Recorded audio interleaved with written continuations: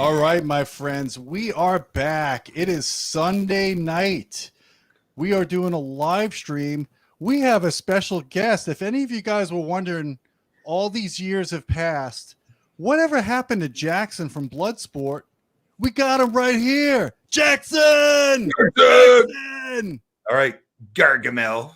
Gargamel. Oh God! All right, I'll let you have that. You call me Look, Gargamel hey, because of my hair. Once you see Gargamel with him, you'll never unsee it. You bastard, man. Skull.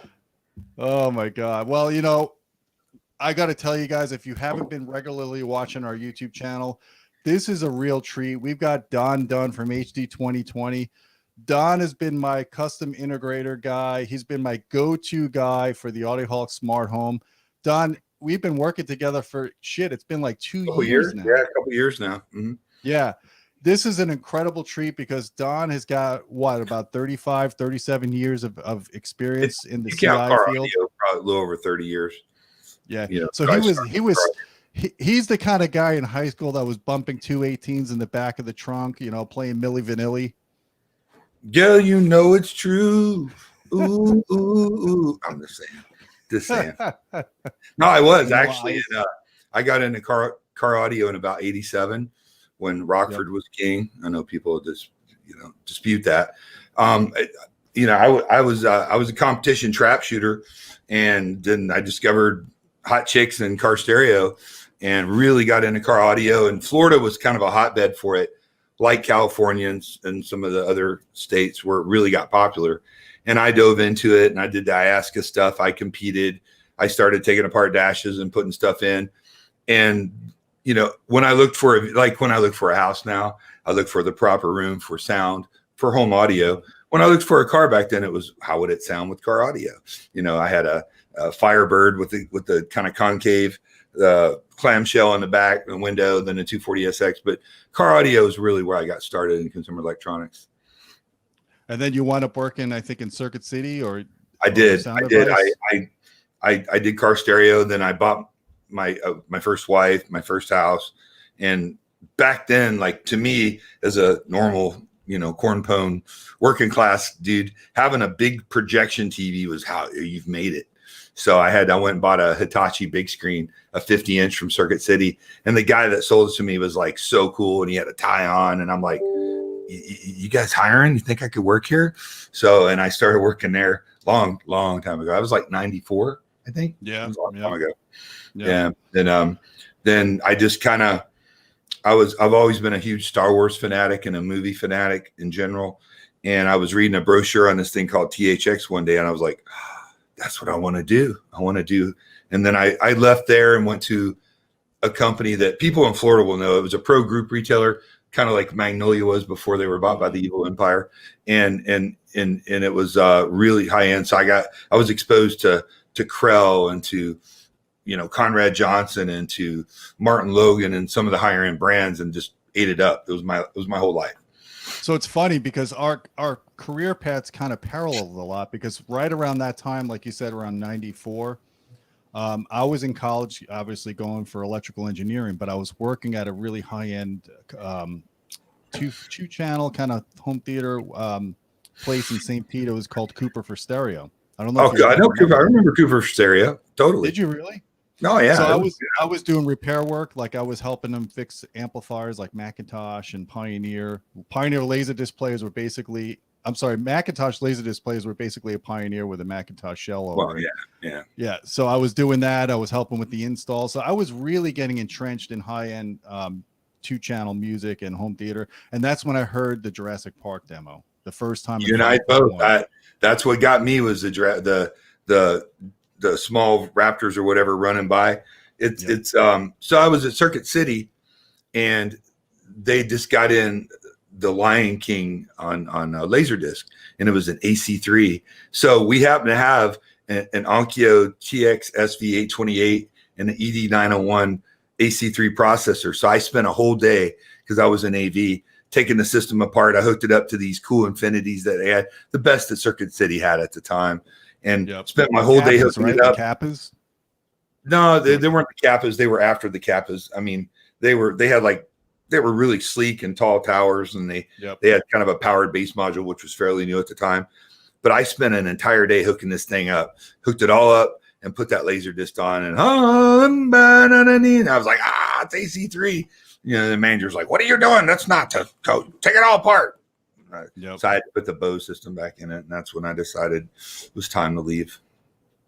Yeah, I mean, we go back a long way in terms of the evolution of home theater. I mean, you and I got to see going from two-channel. When I first started theater to home theater, yeah, I basically had a stereo VHS when I started off. I put on Top Gun. I put on. I had 4 Technique speakers, and I wired the back ones. I did the left minus right half flip trick, and I had surround sound, or I thought as close as I can get it. And that was where it all kind of started. Hey, we got a shout out here from Optimus Vader. Thank you to Optimus. Viking. He looks like a Viking. I still say he looks like he belongs in the movie Bloodsport. If they ever make a sequel, Where Are They Now? We got Don Dunn. He could fill in for Jackson. So yeah, let me give you guys a purpose on why we're doing this. We're going to be doing a weekly AV talk, probably around this time, 9:00 Eastern time, 9:30 Eastern time. I would have came earlier, but there was a major accident that was stuck. Not that I was involved in, which was a good thing, but I was in traffic for an hour dealing with that. So, but we're going to try to do this. Static when you talk. Check your gear. I have static.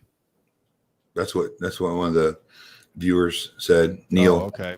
Yeah, I don't hear it here, but it is streaming, so you never know. So anyways, what we're going to be doing is we're going to be taking topics, especially if you're on our Patreon channel. You guys could select topics. You could send me messages on Patreon. You say, hey, what you want Don and Gene to cover next week. We're going to definitely make that a priority. But I also want to talk to you guys about the Audioholics Smart House or the Smart Home. And Don's been very instrumental. HD 2020 has been very instrumental in getting this going. And to be quite frank with you, I would have never taken on this project if it wasn't for Don and HD 2020. So you want to talk? We can talk about how this came to fruition, so to speak. Yeah, I want to show people your website real quick. Okay. Let me do a screen share here so people know what HD 2020 is all about. See if I can do this. My people. So here we are. We're on your website. And if we go to our work. So what's this Excellence Award all about? So in our industry, there's a few ways that they acknowledge dealers and the work that they've done. One is the CEDIA, the Custom Electronics Installation and Design Association Awards every year. But more importantly, I think is the Consumer Technology, the CTA, Consumer Technology Association, along with CE Pro. CE Pro is our magazine for custom integrators and people that do everything AV. So every year they have a submit your best projects, and they have all these different categories. Best custom home, which is the Academy Award for Best Picture. I say best retro, best audio room. I mean, there's a multitude of categories.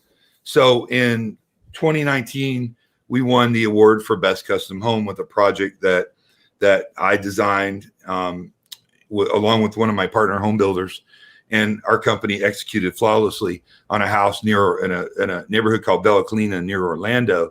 And we did some really, truly innovative things in there. One of the things that we did that has never been done is in Florida, we have a lot of mosquitoes. So they have mosquito netting that actually the motor lives in a soffit and it has 2 tracks.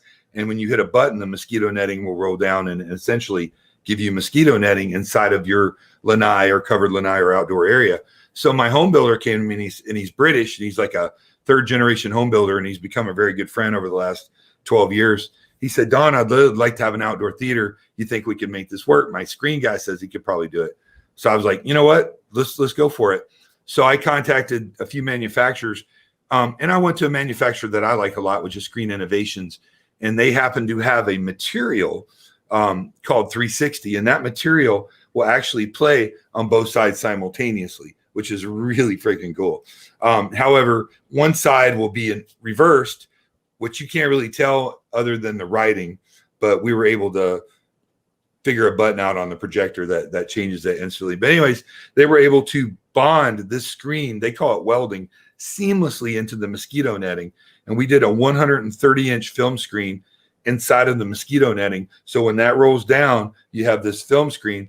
We mounted a projector on the outside wall of the outdoor living area that fires from the house into the screen, giving you a picture on the inside when you're watching it, but also a picture simultaneously outside.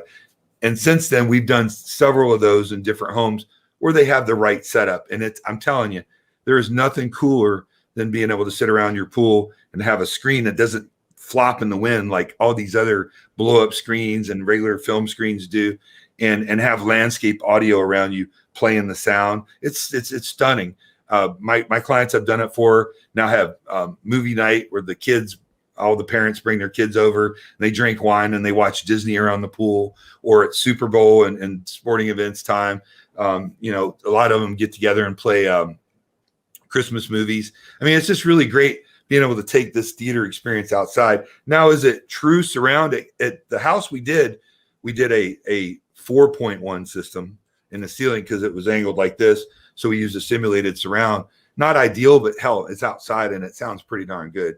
So I think that was a big factor in winning that award. Also, in the master bedroom, the bed was on a outside wall and it faced a pair of sliders, and he wanted audio and video there. So we did, and I'm not a big fan of all in ceiling surround, but sometimes you just can't help it.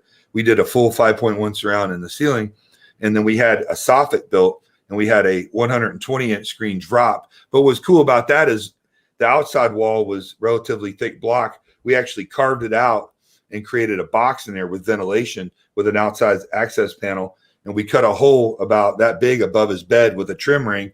So all you saw was that. And you go in the room, you hit a button, the motorized curtains would close, the screen would drop down, and the projector would fire from this porthole above the bed. And it was really cool. I mean, that's the thing that we do as integrators.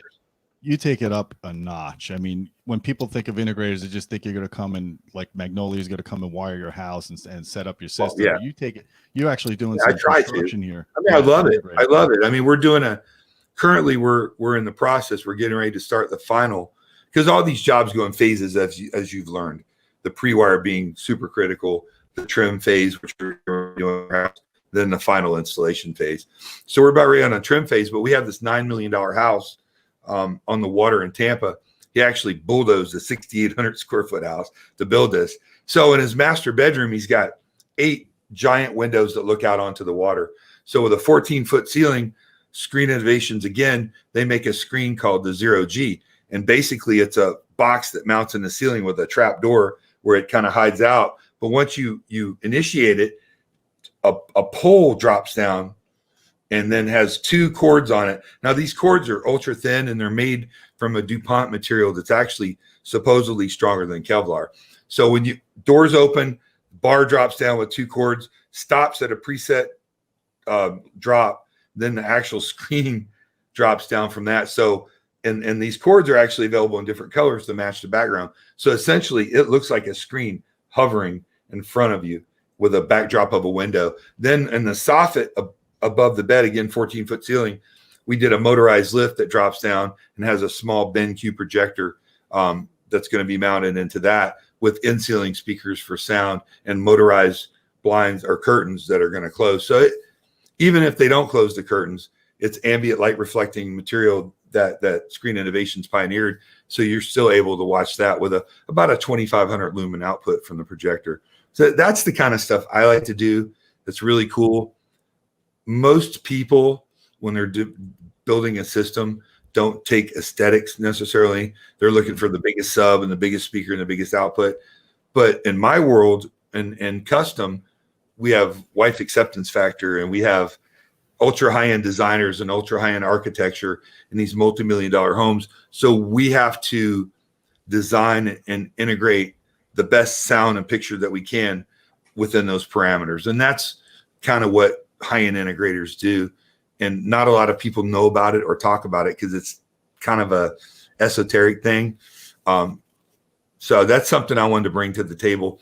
When you and I first met, I just had this vision of, hey, I'd like to expose more people to what integrators actually do and why they charge so much. Yeah. First thing I want to say, I know there's an audio problem. I hear the crackling. I have no control of it. Unfortunately, StreamYard is glitching right now. and I don't want to restart it because then we'd have to do the whole thing all over again. But we're just gonna have to deal with it this time, and I'll complain to them. So the question here from Alera Med Spa is, Gene, are you going to show the home theater he's building for you? And I do have some pictures here. Yeah, these aren't First updated. Of all, they're pretty close. Yeah. Just to give you guys an idea, here's my current house, and this is where I have my older reference speakers, the Status Acoustics AT from RBH, and I just recently changed out to the RBH Active SVTRS system. So this is a serious system. This is a fully active design, no analog crossovers. This is all done in the digital domain. I've got, you don't see it in this picture because I didn't have it at the time, but I've got the Storm Audio 24 channel immersive surround processor, and I'm going to be doing everything connected through the digital domain between that processor and the Marani DSP, and then goes all to the Class D amplifier. These speakers are tri-amplified, and we're going to have additional subwoofers at the back of the room, and I'm going to have the designer from RBH fly down. He's going to help me calibrate it like we did last time. We're going to do some room mode analysis as well to find out where the best places for the subs are, and we're going to try to use DRAC overlay on top of this after I get things calibrated as best as I can using the Marani DSP. To be honest with you, I'm probably not going to have to do a whole lot of room correction because I'm going to be doing things. This system is so slick. It's so adaptive to what your room is.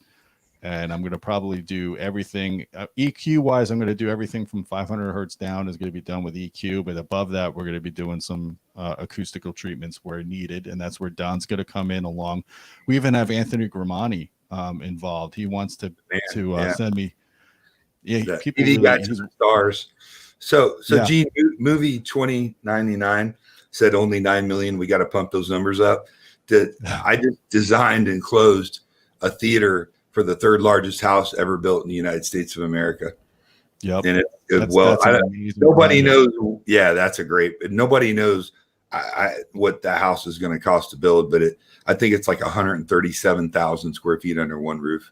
So I'm hoping we could put some pictures eventually without. We will. They've already said we could use that to take pictures and document. It's a full RBH deployment with JL Audio, flush mount subwoofers.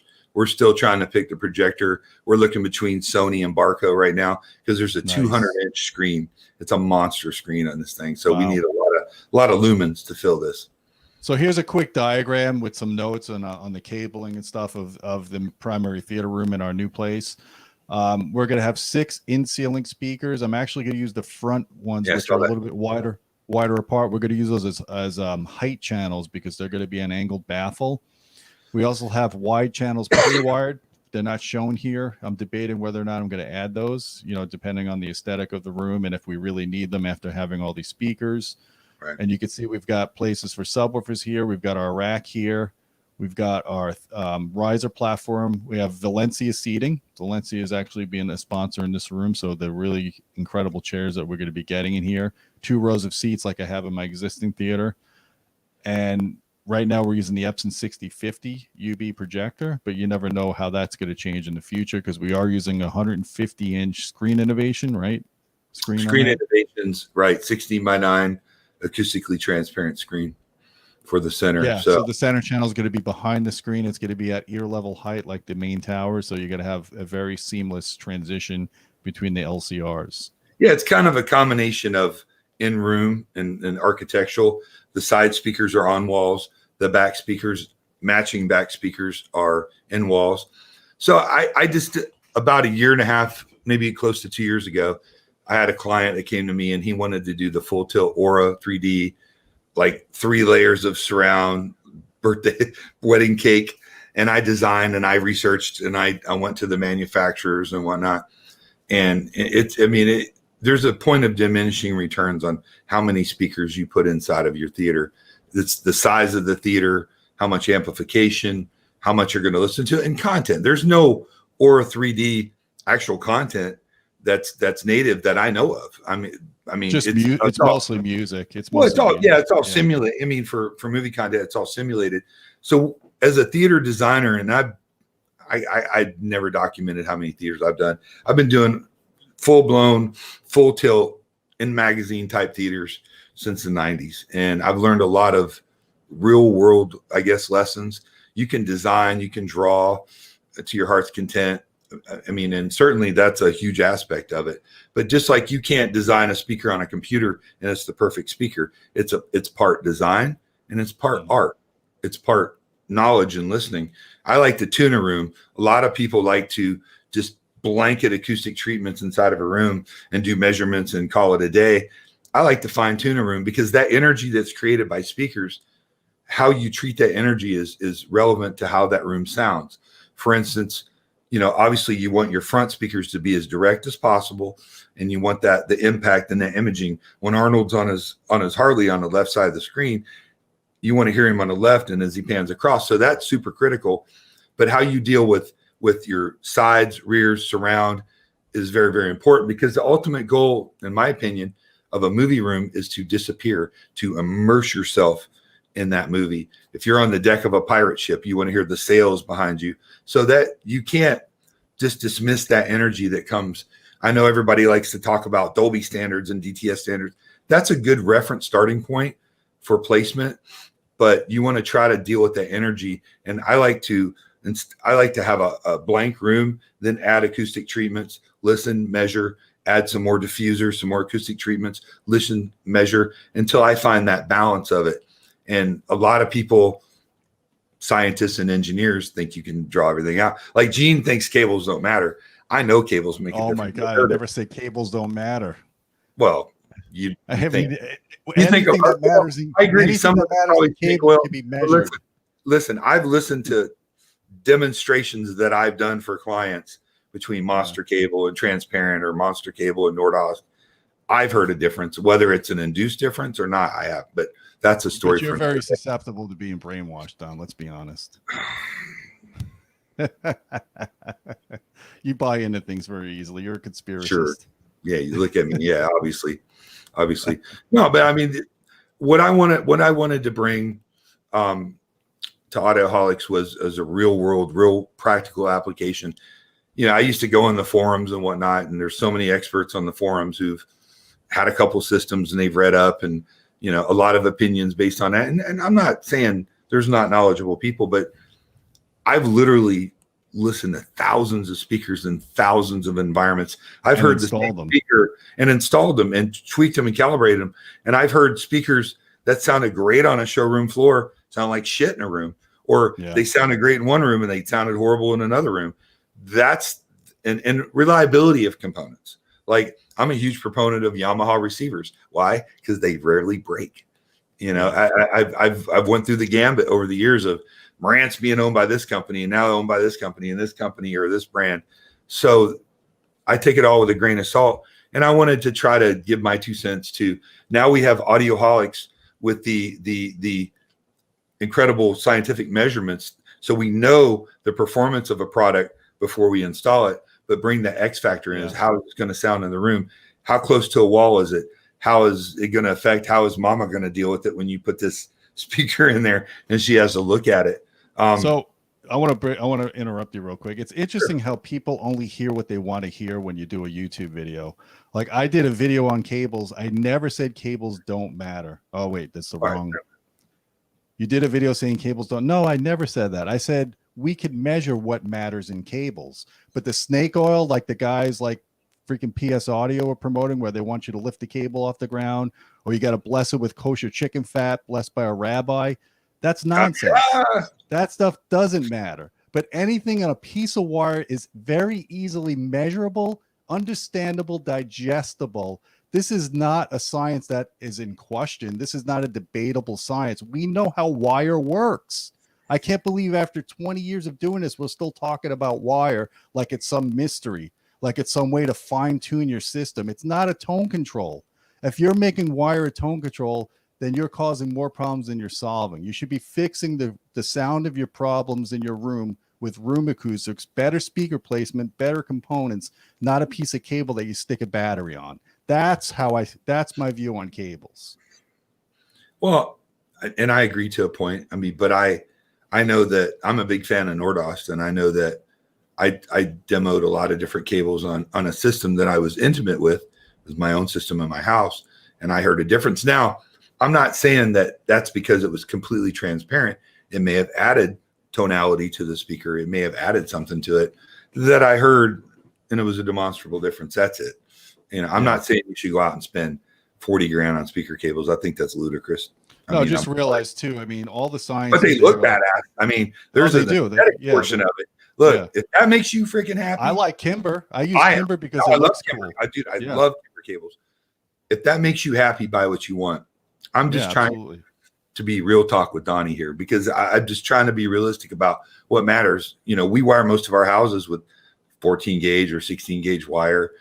Now, when we were streaming a lot of sound, because we do a lot of multi-room deployments where we have speakers in the dining room, and we have speakers on the lanai, and we have speakers in the master bedroom and the gym.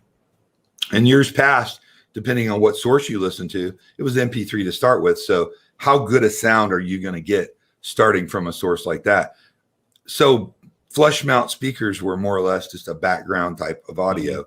Some sounded better than others, but I mean, that's the reality of it. And we did a lot of multi-channel amplifiers, because when we're doing these big systems, we have large 42 space racks, or sometimes 2, sometimes 3 of them. So real estate's at a premium, and we would put these amps in, and a lot of these amps were, 35 watts a channel. It was background music.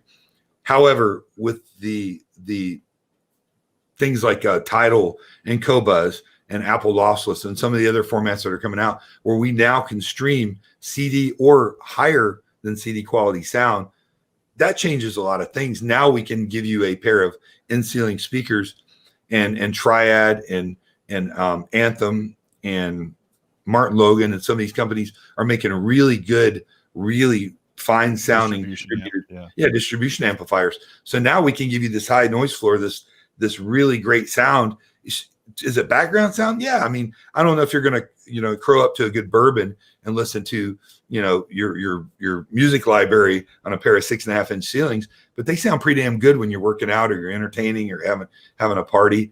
And it's kind of a renaissance, and that's got me excited, because at the end of the day, I consider myself an audiophile. I have owned countless high-end speakers, from Revels to Martin Logans to Magnapans to Snells. The list goes on over the years. I'm an audio business.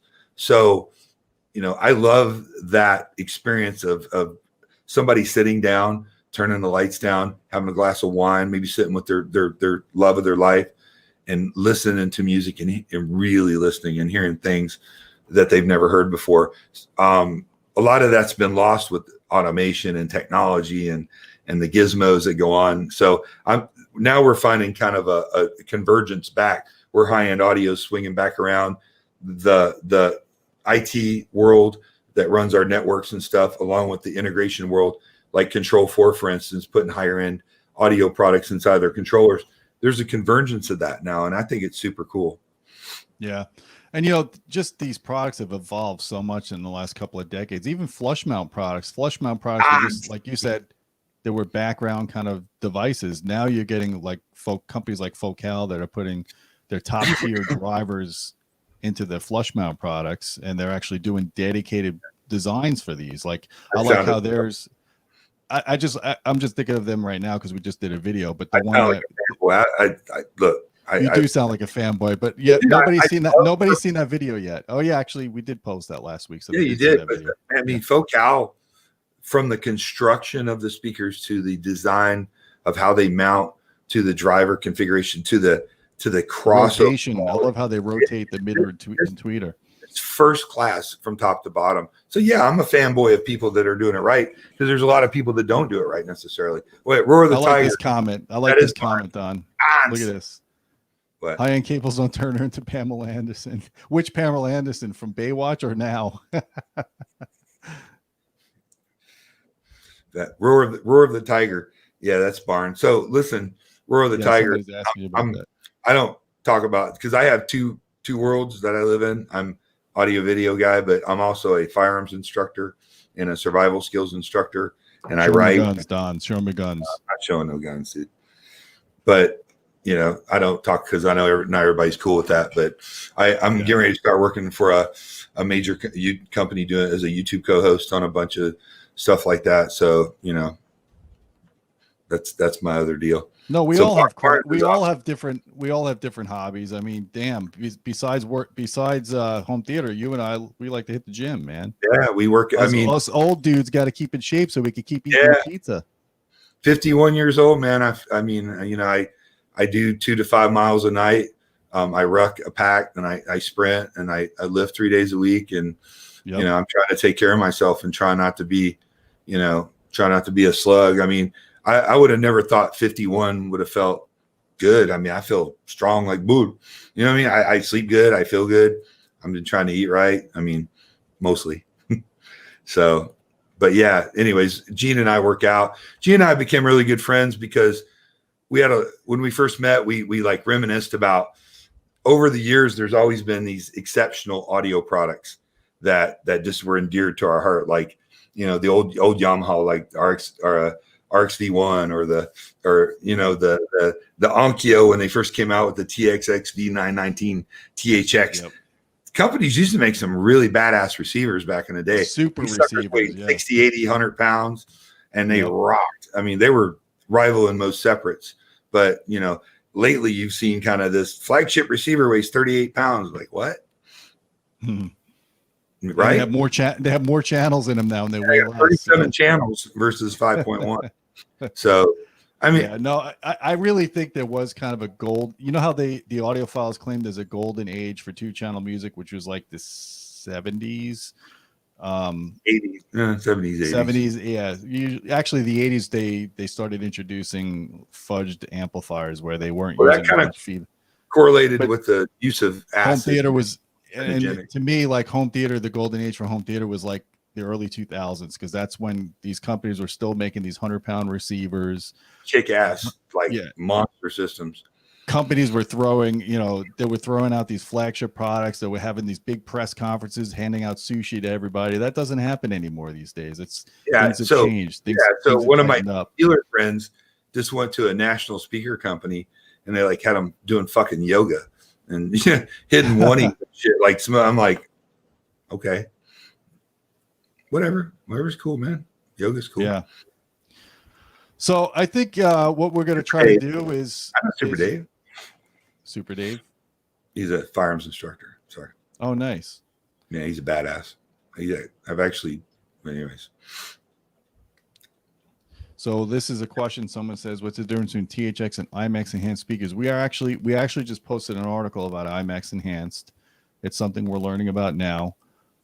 We're going to be doing a virtual press event with Sound United next month on this very topic. So I'm going to kind of wait for that. But I can tell you so far, the two speakers that have Imax enhanced are the DefTech D15, D17. actually the Demand series. So it's actually I think what it's I'm getting ready to review when they come in. Yeah, you have the D17s, but the D15s I think need it. And then the Polk, the new Polks, the L600s and the L800s.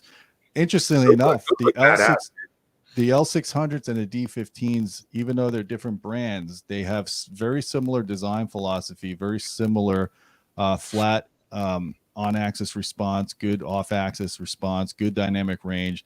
So it looks like they started out with Imax and certification on competently good speakers. So I see a lot of comments of people fearing this, saying, "Oh my God, it's going to be another THX where they're going to put a THX stamp on a breakfast cereal box." And THX when it started out, it had good intentions. It's when they sold it to Creative Labs and they brought Larry Fincham in. Listen, THX back in the day was a kick-ass set of standards, man.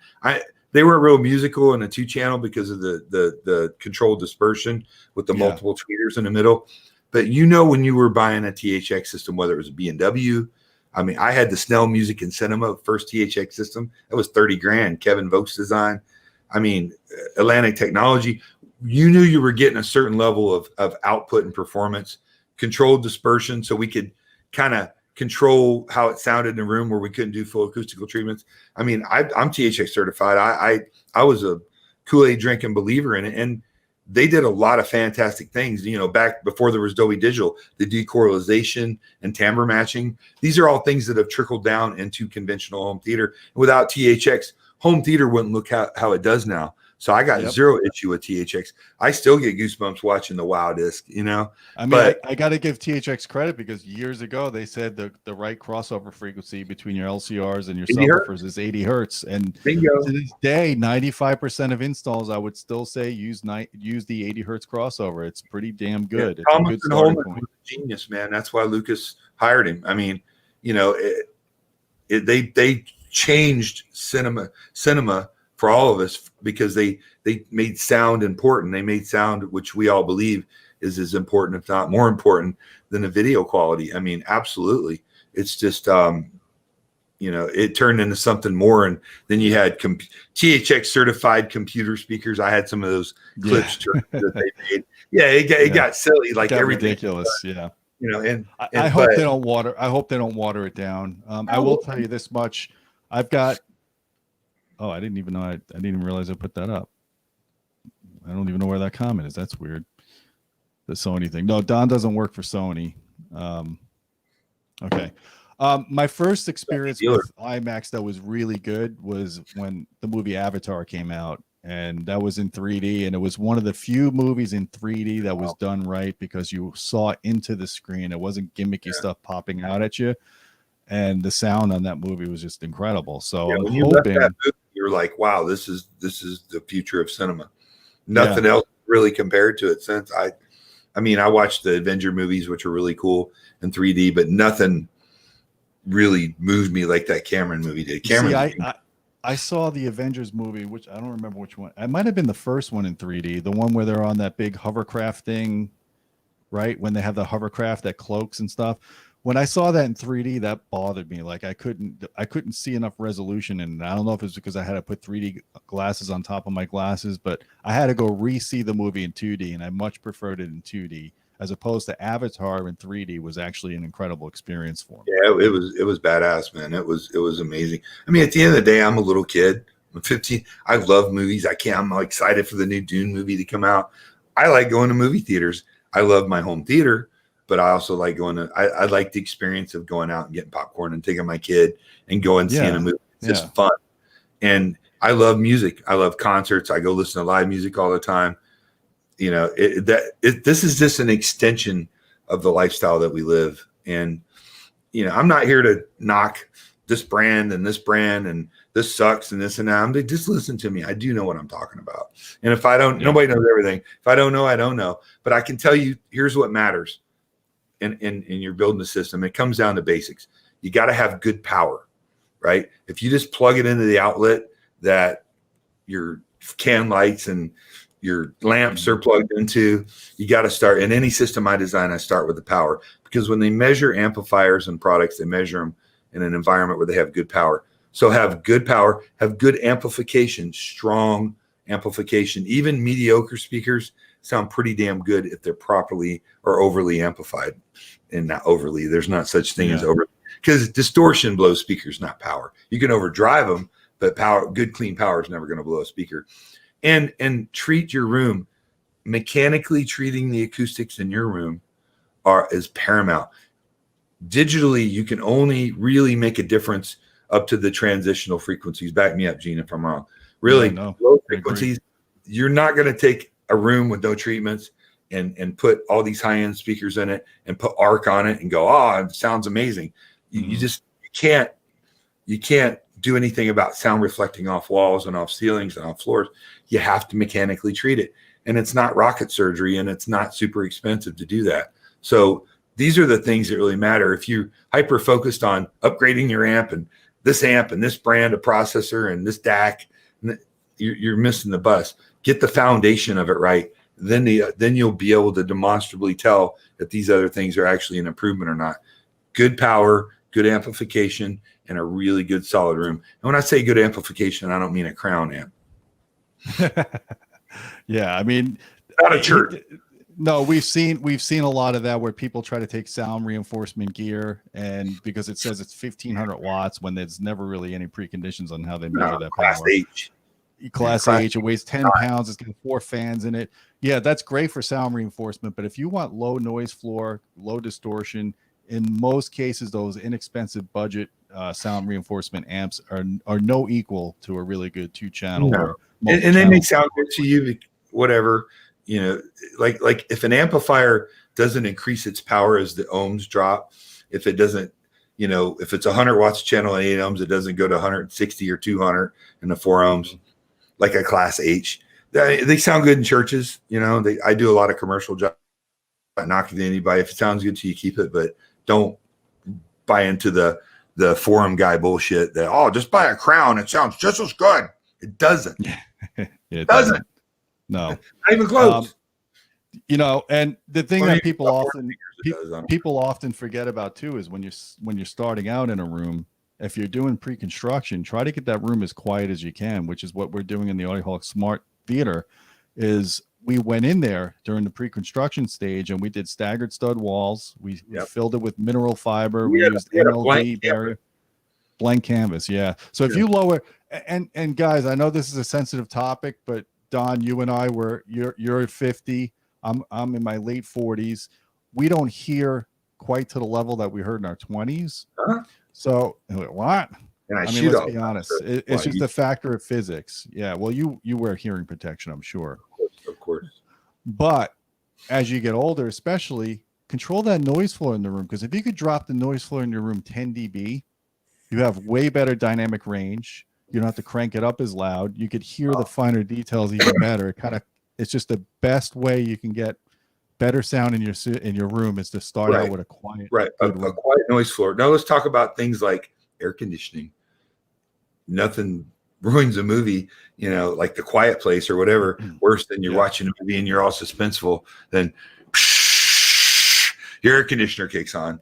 You know, there's diffusers. I mean, so Gene, as you saw, I don't think you, being the audio godfather, really had an idea of what we do till we started down this road. You came to me at one point, you're like, Jesus Christ, dude, wow.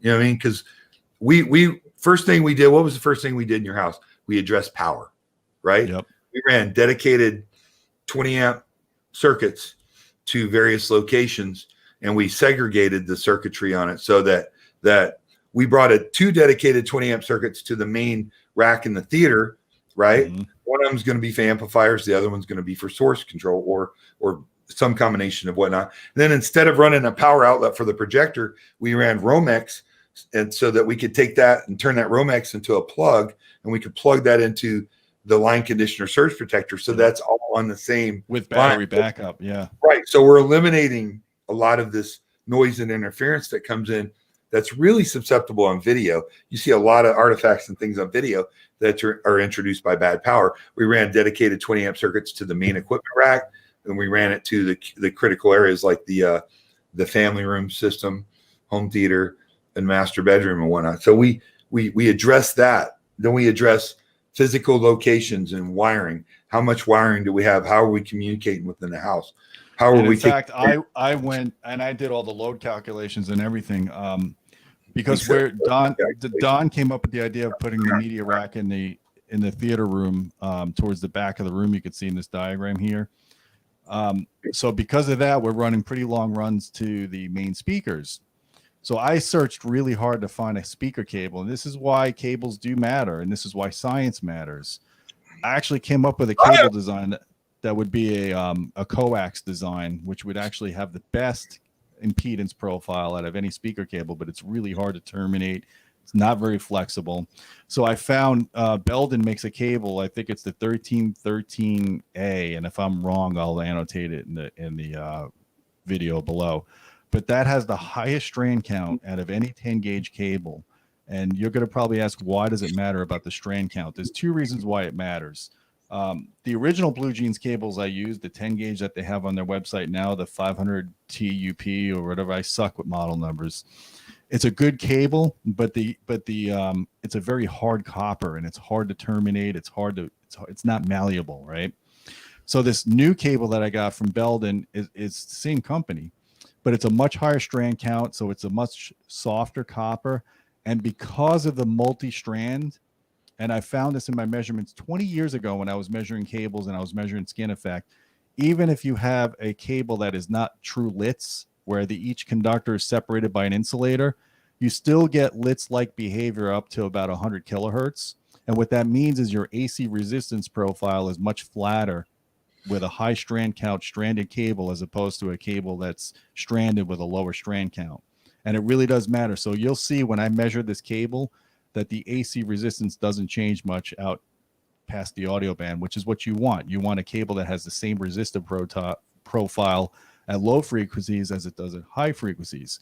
This is very easily understandable, and I have an $11,000 magnetic analyzer that I can measure and show you guys, and this is why it's important.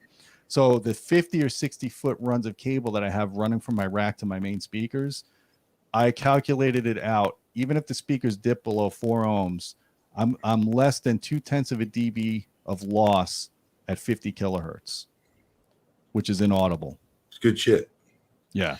Now, if I used 14 gauge and I used regular 14 gauge like you run for your distributed audio, uncertain, you know, which is fine for distributed audio, but I would have lost a good dB and a half or so between insertion loss and high frequency roll off. So that does matter to me, especially because I want to do the very best I can in this room. Mm-hmm. And now we have full symmetry, which is even more important because now your speakers, these speakers, see, right in my existing room now, I don't have a fully symmetric layout because this wall is further away. The right wall is further away from the speaker. Right. So in the new house, and I should have put a picture up, the new house, we have perfect symmetry. So we'll have perfect time arrival to the listening area between the left and right speakers. Just better imaging, better sound stage. It makes a world of difference. So Gene, I wanted to say a couple things. You know, when you just do YouTube videos, man, first of all, YouTube's brutal. The shit people say on YouTube, they would, and social media in general is preposterous. Mm-hmm. I mean, they're brutal. If you got a booger in your nose or something, man, they got it. The whole goal here is not to hear ourselves talk. We truly, and I mean Gene and myself and the other guys like Matt, and I mean, these guys are geniuses. They're subject matter experts. And we're also bringing on board a missing piece of the puzzle, a very good friend of mine named Jason Dunstall. Now, Jason is an ISF certified trainer. He's a prodigy of Joe Silver. The kid is just a super freak. He's a national trainer for AV Pro Edge. He's going to be coming on board, and we're going to bring video into the mix, and he's going to give you the real deal on video and how to calibrate it and set it up, throw distances on projectors, what to do with TVs. The whole goal of this is to combine all this experience to give the viewers real information. I mean, nobody knows everything, but we got a damn good head start on it, and we really want to help you guys out. Because at the end of the day, we're nerds and we're hobbyists. It's two geeks in a cup here. You know what I mean? Yeah. We love audio video. I love it. I've got a lot of experience on how wires run in walls, things that maybe help you when you're designing or building your own system, overcome it. In fact, Gene and I and the owner of HD 2020, we've just started a business called D3 Designs, and we're actually going to offer virtual consultation on how to set up your system, and including we can even sell you certain pieces of equipment. So if you're building just a family room surround system and you really want to have the best system for bang for your buck, we're going to be able to help you with that. You send me drawings if you're doing a full house, a remodel. I'll lay it out, draw it for you, tell you what kind of wire to run, how to have the power set up for it. If you're building a monster house, we can help you with that. And in fact, we can even, like we did for one of our clients, we can even advocate and find a dealer and kind of pre-qualify them for you if you need somebody to help you out with that. Yeah, we're doing that with COVID. It makes sense to help people out, but you know, it's a great vessel for us to make a couple bucks because that's how we feed our families and also help people out. You know, it's sincere what we're doing. And this whole AV talk with Don and Gene is not to, you know, get people mad at us or, you know, rough feathers. It's about truly answering questions that we don't know. We'll find out and helping you guys out. I see a lot of you guys ask me questions. What about this Denon, or what about this Marantz, or how do I fix my RX V1? You take it and you toss it and you buy something new, man. That's so old. You know what I mean? I love that amp, but man, dude, that's like what, 99, 2000? Yeah. So, you know, the other reason why we started this D3 by Design is, quite frankly, I probably get 50, 100 emails a week of people asking me for advice. And I've been doing 1 hour consultations for people that sign up on our Facebook, but I can't handle I need your help. I need Well, support and from he someone that can't could do take this. your room and look at it because he just doesn't have the experience. I mean, I can't measure an amplifier and be like, you know what I mean? But I can tell you how to wire it, what your best options are. Mm-hmm. If you need to run the wires and put tracking on it, if you can go up an outside wall, maybe pop it out, pop it in using. These are all things that I do anyways. And people with lots and lots of money that are famous and stars and captains of industry pay me a shit ton of money in my company to do this. We're going to offer this to all you people at a nominal fee. Even, hey, listen, even if you're just working with an integrator and want a second opinion, I'll be straight with you. I mean, there's a lot of great integration companies out there, but if somebody's not jiving with you, man, just let me know. We're not talking about a ton of money. That's what we're all about here. And that's what we're trying to do. Gene really cares about this. I mean, hopefully everybody knows he's been doing it for. I was a follower. I used to use their reviews. I used to use, Audioholics measurements when presenting to my clients. So we're also hoping to start testing and reviewing more architectural and integrator type products, like automation products like Control 4 or Savant or Harmony remotes. What's the advantages or disadvantages? If you just want to do some of this do-it-yourself automation, what's the advantages and disadvantages of that? Hopefully, this is what you want. And to give you guys an idea, this Wednesday coming up in 3 days, we're installing 32 in-ceiling speakers in the Audioholics Smart House, and there's like 5 or 6 different brands. We're gonna have RBH obviously in the theater room. We've got Focal in the dining and kitchen room. We got Paradigm in the family room. We've got Klipsch in the bedroom, the master bedroom. We've got Bowers and Wilkins.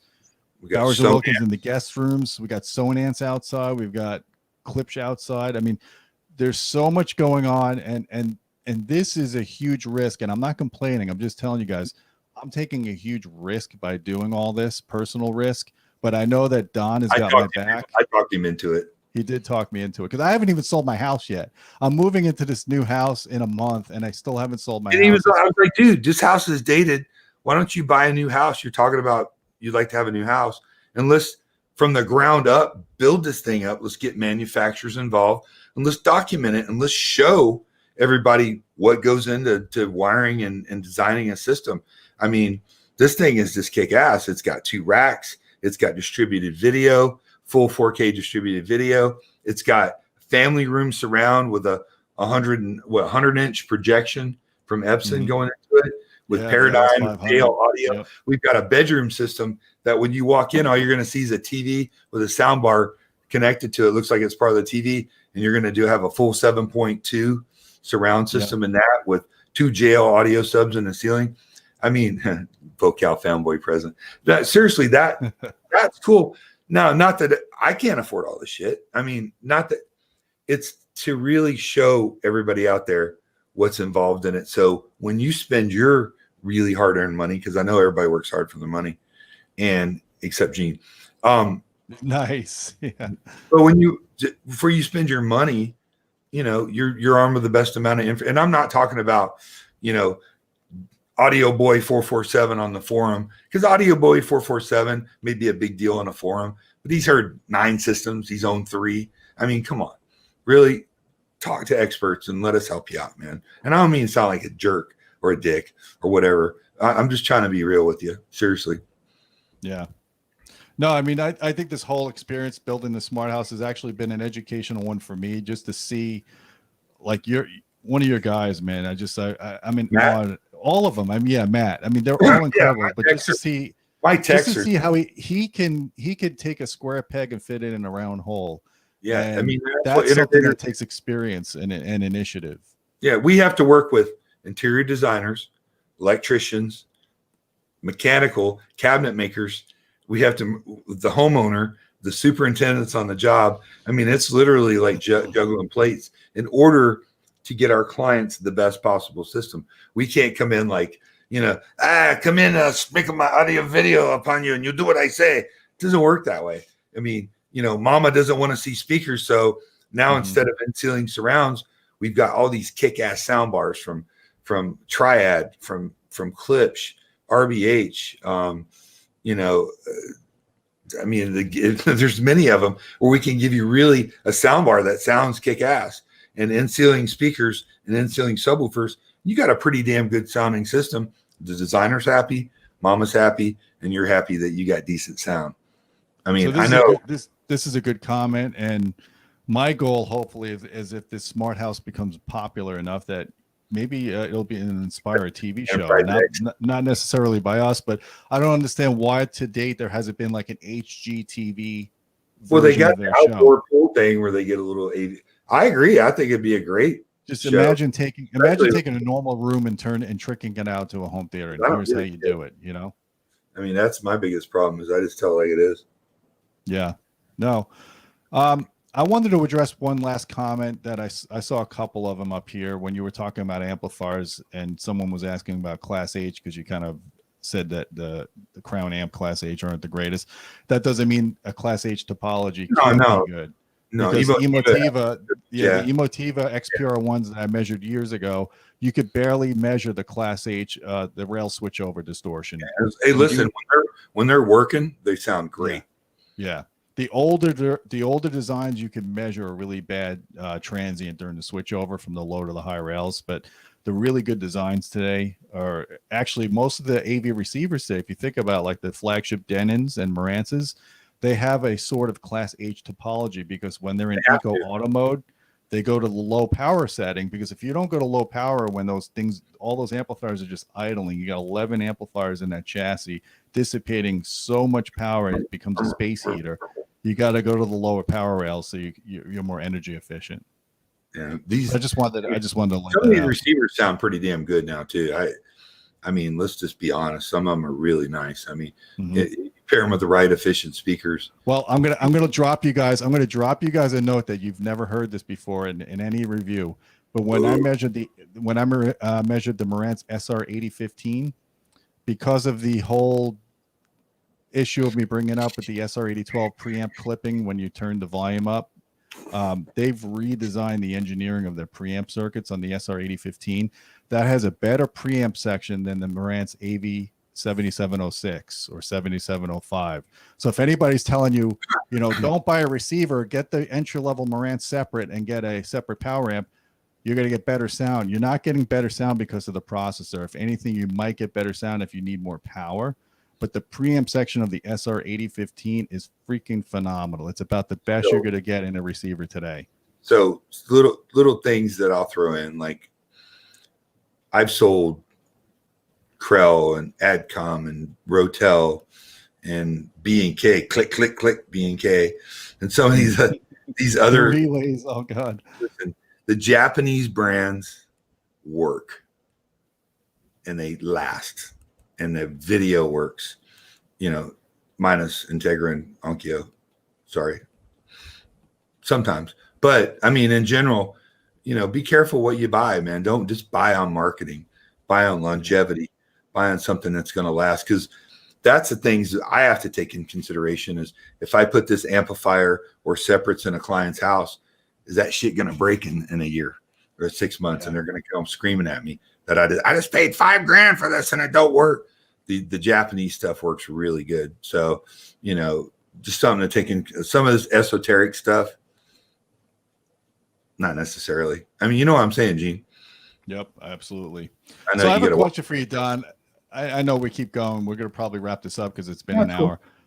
I'm curious, how many bouncy house speakers have you put in client systems since Atmos came out? Bouncy house speakers? The little romper room speakers that bounce reflections off the ceiling. And yeah, according to Dolby, it was a better solution than in-ceiling discrete speakers when it first came out because they wanted to have manufacturers pay a license between us, right, Gene? It's between us, right? Yes. That shit don't work. Doesn't work very well, does it? No, not really. Not really. Yeah. It's I'd like to say, and it makes sense, but the factor is, how's your ceiling? Like, is your ceiling flat? Is it 8 foot? Is it 14 foot? Is it 10 foot? How's that going to bounce and where's that going to land? I mean, it's okay. It's better than nothing, I guess, but yeah, there's no replacement for displacement, right? No. There's no substitute for it. I mean, if you can't put a set up in ceilings or on ceilings or on walls, and I mean, it's just a gimmick, dude. Like, so much of the audio business is. Yeah. I'm glad you did this power rating thing so people could actually understand, because that was my problem years ago at Sound Advice.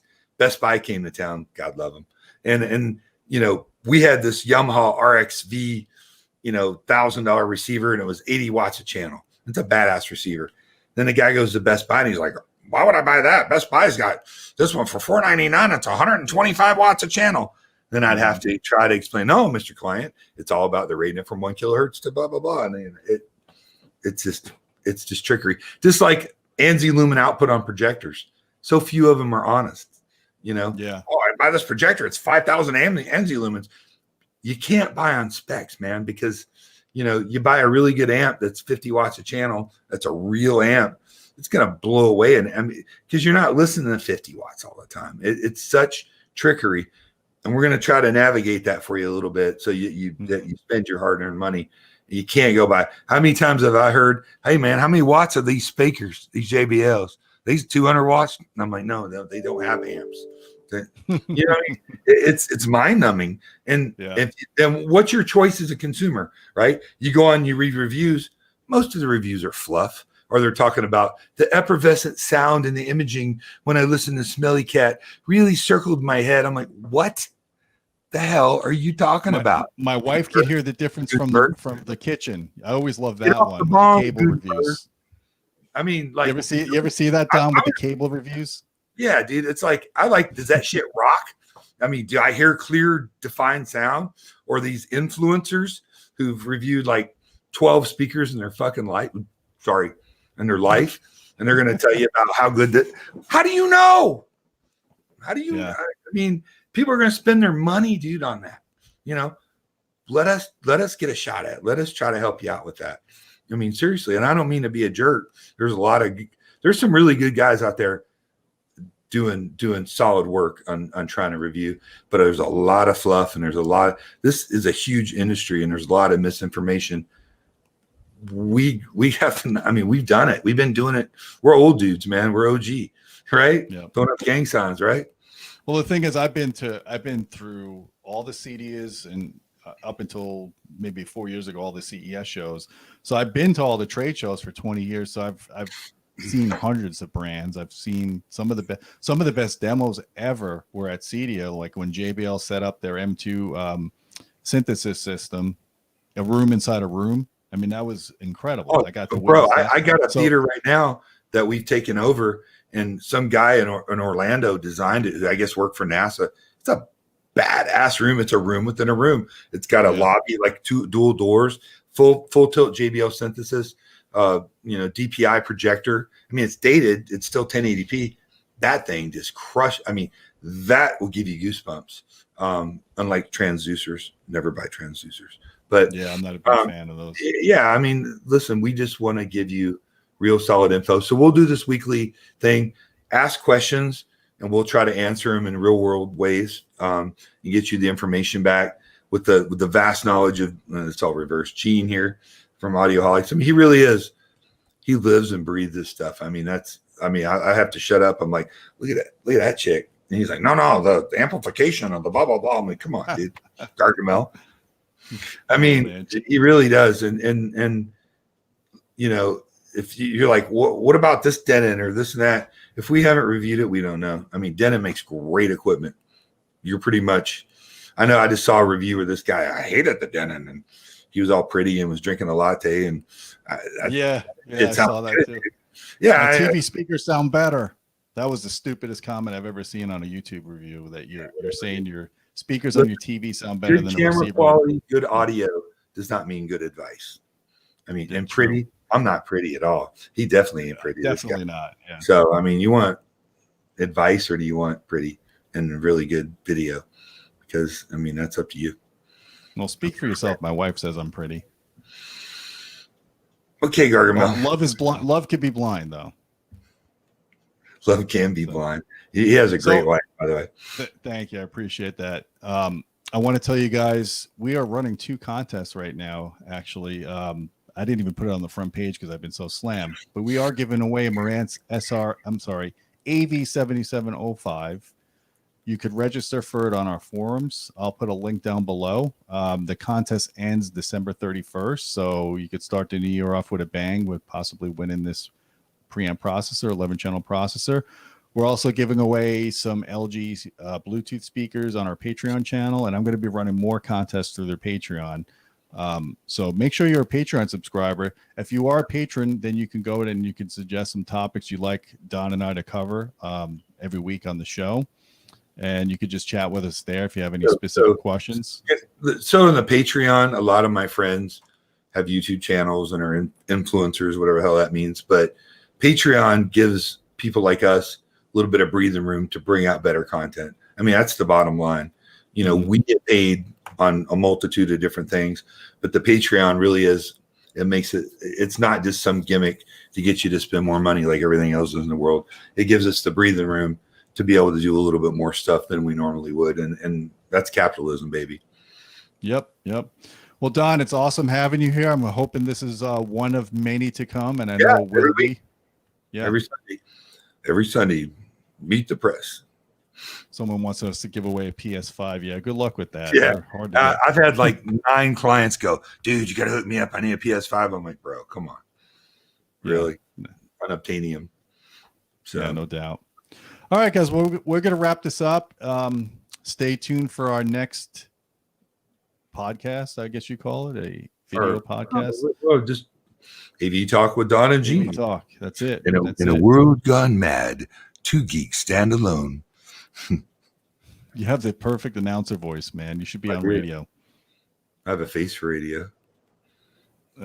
Yes, you definitely have a face for radio. I would concur with you on that. I was a professional DJ for years too, just so you know. So there's always the guys like, I've been a DJ for 20 years and Bose rocks. I'm like, dude, shut the bleep up.